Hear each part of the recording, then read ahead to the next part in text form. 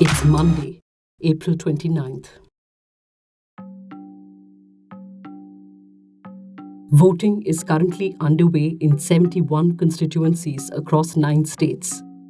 5 seats in Bihar, 1 in Jammu and Kashmir, 3 in Jharkhand, 6 constituencies in Madhya Pradesh, 17 in Maharashtra, 6 in Odisha, 13 in Rajasthan, 13 seats in Uttar Pradesh, and 8 in West Bengal are voting in Phase 4. Now, here is why Phases 4 to 7 are crucial for the BJP if it hopes to repeat its 2014 performance. Of the 239 seats up for grabs in these phases, the BJP won 161 seats in 2014. In Madhya Pradesh and Rajasthan, states the BJP swept in the 2014 parliamentary elections, it is in direct contest with the Congress. In assembly elections held in December last year, the Congress unseated BJP governments in both states. Uttar Pradesh, which the BJP swept in 2014, votes in all phases. West Bengal, a state that the BJP is banking to make inroads into and pick up seats to partially compensate it for expected losses in the Hindi heartland, also votes in all phases. A delegation of opposition party leaders met Election Commission officials on Saturday, alleging that during a mock poll in Barrackpur constituency, only the name of one political party, the BJP, was spelled out under its election symbol. An electronic voting machine displays party symbols, name of the candidates, and, starting this election, the candidate's photo as well. But party names do not appear. किसी रूप से वो BJP यानी अंग्रेजी का letter B, अंग्रेजी का letter जे, अंग्रेजी का लेटर पी पढ़ने में दिखता है। ये परोक्ष रूप से वह करने का प्रयत्न है जो सीधे रूप से प्रतिबंधित है। उसी बैलेट पेपर पे ईवीएम के किसी और पार्टी का ये चिन्ह नहीं है। या तो वे सब मशीनें जिसमें ब ज प बीजेपी साफ आ रहा है उनको हटाना पड़ेगा चुनाव से, ये हमने मांग की है, या वो सभी मशीनों पे जितनी और पार्टियों के नाम आते हैं बीजेपी के साथ, वहाँ सब उन पार्टियों का नाम स्पष्ट अक्षरों में लिखना पड़ेगा। ये दोनों प्रस्ताव हमने रखे हैं और जब तक ये नहीं होता है तब तक इन मशीनों का प्रयोग बिल्कुल बंद करना पड़ेगा। The Election Commission, though, has maintained that the same insignia was used for the party in the 2014 Lok Sabha elections as well.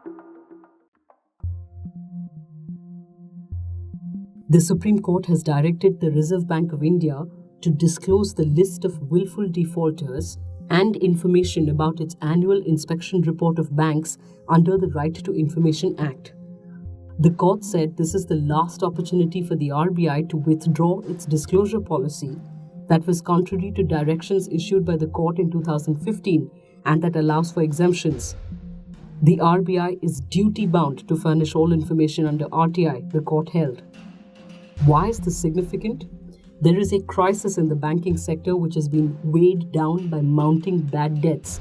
Sustained efforts by Right to Information activists to get information on the goings-on has come a cropper as the RBI has resisted all attempts at bringing transparency, citing the impact of such disclosure on financial stability. In February 2016, the Supreme Court had directed the Reserve Bank of India to furnish the list of companies which are in default of loans in excess of 500 crore rupees or whose default has been restructured under the Corporate Debts Restructuring Scheme by banks and financial institutions. The court had also taken note of media reports about bad loans or non-performing assets and the inability of banks to recover them. The court took note of an Indian Express report which said that banks had written off more than 40,000 crore of loans in 2015. During the hearing, the court observed, "You have a list of major defaulters who run empires and yet default." In November 2018, the Central Information Commission issued a show-cause notice to Urjit Patel, the then Governor of the Reserve Bank of India, for not honouring a Supreme Court ruling on disclosure of willful defaulters list. The then Central Information Commissioner, Professor Sridhar Acharyulu, also asked the Prime Minister's Office, Finance Ministry and RBI to make public the letter sent by former RBI Governor Raghu Rajan on bad loans. Rajan had sent a list of high-profile default cases to the Prime Minister's office, urging coordinated action to bring at least one or two to book. In a note to the Parliament Estimates Committee, Rajan had said that the RBI had set up a fraud monitoring cell during his time as governor to coordinate the early reporting of fraud cases to investigative agencies. The CIC, in its 2018 order, held that the Commission finds no merit in hiding the names of, details, and action against willful defaulters of big bad loans worth hundreds of crores of rupees. Writing for the leaflet, former CIC Shailesh Gandhi argues the bank must understand that if they practice greater transparency, it is likely to reduce instances of fraud and defaults. It needs to acknowledge that citizens are the best vigilance monitors and informing them is their duty. Perhaps if it had been as transparent, there would have been some curbs on Nirav Modi and Vijay Mallya, and citizens would not have had to pay for recapitalizing of banks. 15 people, including 6 children, were killed as 3 suicide bombers reportedly blew themselves up during a raid carried out by Sri Lankan security forces Friday night. The raid on what was believed to be a jihadist hideout near the eastern town of Kalmunai began with a gun battle between security forces and suspected ISIS-affiliated terrorists. Sri Lankan forces have stepped up searches across the country in pursuit of suspects linked to the Easter Day serial bombings that killed more than 250 people. The Islamic State issued a statement through its propaganda news agency Amaq, claiming the 3 suicide bombers and Kalmunai as its members. No evidence was given. Meanwhile, the Ministry of External Affairs has issued a travel advisory asking Indian citizens not to undertake non-essential travel to Sri Lanka. In case you missed it, PepsiCo, the American food and beverages giant, had sued 4 small farmers in Gujarat for 1 crore rupees each for growing a patented variety of potatoes meant exclusively for its Lay's chips. The company claimed plant variety protection rights over the FC5 potato variety. The company faced intense backlash over the move both online and with activists and farmer organizations petitioning the union government to intervene.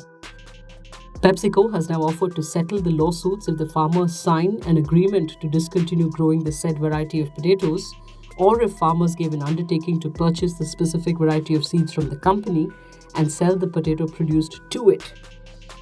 PepsiCo has also proposed that they may become a part of its collaborative potato farming program, a company statement said. Talk about David versus sour cream and onion Goliath. Tell us what you think. We'll see you tomorrow. Love your morning fix? Help support our journalism. Subscribe to Scroll Plus using the link in the description.